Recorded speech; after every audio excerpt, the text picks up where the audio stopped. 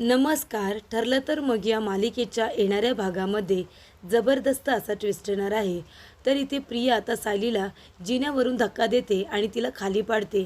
तेव्हा इथे सायलीसुद्धा प्रियाने दिलेल्या धक्क्यामुळे आता जिन्यावरून गडगडत जोरात खाली पडते आणि खाली पडत असताना अर्जुन तिला वरतून बघतो आणि खाली आल्यानंतर सायली इथे बेशुद्ध झालेली बघून अर्जुन आता जोरात ओरडायला लागतो. घरातले सगळेजण येतात आणि सायली कशी पडली असा त्यांना प्रश्न पडलेला असतो आणि सगळेजण आता सायलीला आवाज देत असतात. पण सायली बेशुद्ध झाल्यामुळे आता कुणालाही आवाज देत नसते. पण अचानक प्रिया सायलीला धक्का का देते आणि तिला खाली का पाडते हे सविस्तरपणे आपण बघूया. तर इथे सणासुदीचे दिवस चालू झालेले असतात. रक्षाबंधन, नारळी पौर्णिमा हे दिवस असल्यामुळे घरामध्ये चैतन्याचं वातावरण असतं.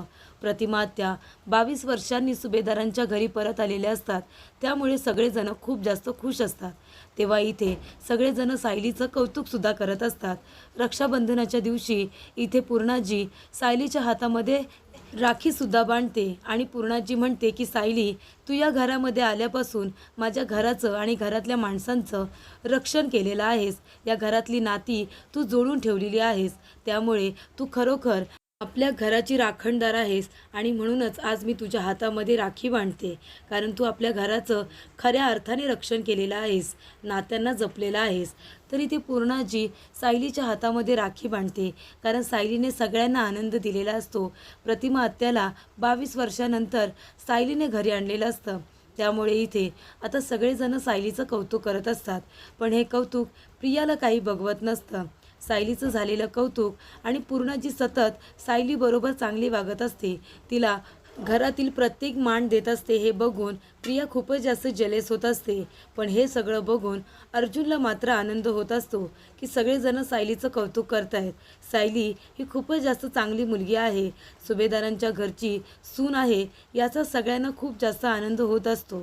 त्यामुळे इथे अर्जुनला सायलीचं कौतुक ऐकून आनंद होत असतो. मात्र इथे प्रियाला खूपच जास्त राग येत असतो. त्यामुळे इथे आता प्रियाला काही करून अर्जुन आणि सायलीला एकमेकांपासून वेगळं करायचं असतं. प्रियाला असं वाटत असतं की अर्जुन तिच्याबरोबर जे प्रेमाचं नाटक करतोय ते खरोखरच आहे, खरोखर अर्जुन माझ्या प्रेमात आहे असं प्रियाला वाटत असतं.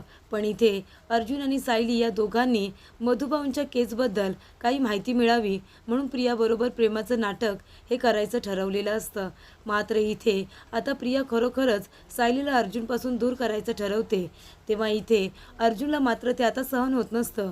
तो इथे मनामध्ये विचार करत असतो की प्रियाबरोबर प्रेमाचं नाटक करतोय, पण सायलीला हे सगळं आवडत नाही, त्याच्यामुळे आता मला तिच्याबरोबर थोडाफार डिस्टन्स मेंटेन केला पाहिजे. आणि सणासुदीच्या दिवसांमध्ये अर्जुन सायलीबरोबरच असतो, तिच्याबरोबर पूजा करत असतो, कामामध्ये मदत करत असतो आणि त्या दोघांना एकत्र बघून प्रियाला खूप जास्त राग येत असतो.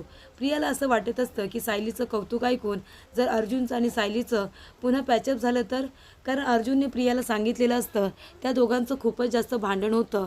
सायली त्याच्यावरती सारखी खार खाऊन असते, त्याच्यावरती ओरडत असते, रागवत असते, त्याच्याच घरामध्ये त्याचं जीवन जगणं असह्य करून ठेवले असं त्याने प्रियाला सांगितलेलं असतं. तेव्हा सायली कुठे गेलात, कुठे नाही सतत माहिती विचारत असते. तेव्हा इथे प्रिया म्हणत असते की जासूससारखी सतत अर्जुनच्या मागे मागे करते, थांब आता एकदाचं अर्जुनच्या आयुष्यातून तुला काढूनच टाकते. त्यानंतर इथे आता नारळी पौर्णिमा असते, घरामध्ये आनंदाचं वातावरण असतं. सायलीसुद्धा छान तयार झालेली असते. त्यानंतर इथे पूजा वगैरे झाल्यानंतर इथे सायलीने छान प्रसाद केलेला असतो, तो सुद्धा ती सगळ्यांना देते. प्रतिमा आत्याने सुद्धा तिला प्रसादामध्ये मदत केलेली असते, त्यामुळे सगळेजण खुश होतात.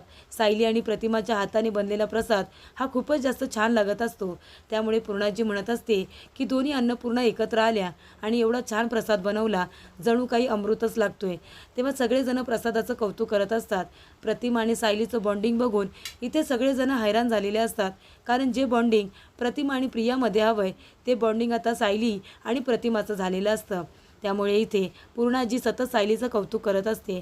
ते इथे अर्जुनला खूप जास्त आवडत असतं. त्यामुळे तो सायलीवरती खूप जास्त खुश असतो. शेवटीला इथे सायलीचा चांगुलपणा जिंकलेला असतो. पूर्ण जी सायलीचा सगळ्यात जास्त राग करायची ती आता पूर्णपणे सायलीच्या बाजूने झालेली असते. सायलीचं कौतुक ते करत असते. त्यामुळे इथे आता प्रियाला भीती वाटत असते की सायली एवढी चांगली वागते, त्याच्यामुळे सगळेजण तिचं कौतुक करतायत. अर्जुनचं तिच्यावरती प्रेम नाही आहे असं तो म्हणतोय, पण पुन्हा तो सायलीच्या प्रेमात पडला तर, आणि त्या दोघांचं पॅचअप झालं तर, अशी भीती आता प्रियाच्या मनामध्ये असते. आणि म्हणूनच आता ती अर्जुनच्या आयुष्यातून सायलीला बाहेर काढण्याचा प्रयत्न करत असते. तेव्हा इथे आता सगळेजण आपापल्या रूममध्ये असतात. सगळेजण जेवून आता तृप्त झालेले असतात. जेवणाचं सुद्धा सगळ्यांनी कौतुक केलेलं असतं. तर इथे अर्जुन आता त्याच्या रूममध्ये जातो. त्यानंतर इथे प्रियासुद्धा अर्जुनच्या रूममध्ये जात असते. तेव्हा सायली मागून येते आणि म्हणते, प्रिया कुठे जातेस तू?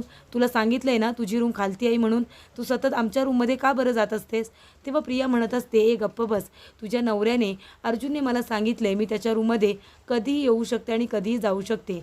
त्यासाठी मला तुझी परवानगी घ्यायची गरज नाही आहे. तुला कळलं ना? तेव्हा इथे आता प्रिया तरीसुद्धा वरती जात असताना सायली तिला थांबवण्याचा प्रयत्न करत असते. तेव्हा इथे प्रिया सायलीला जोरात धक्का देते.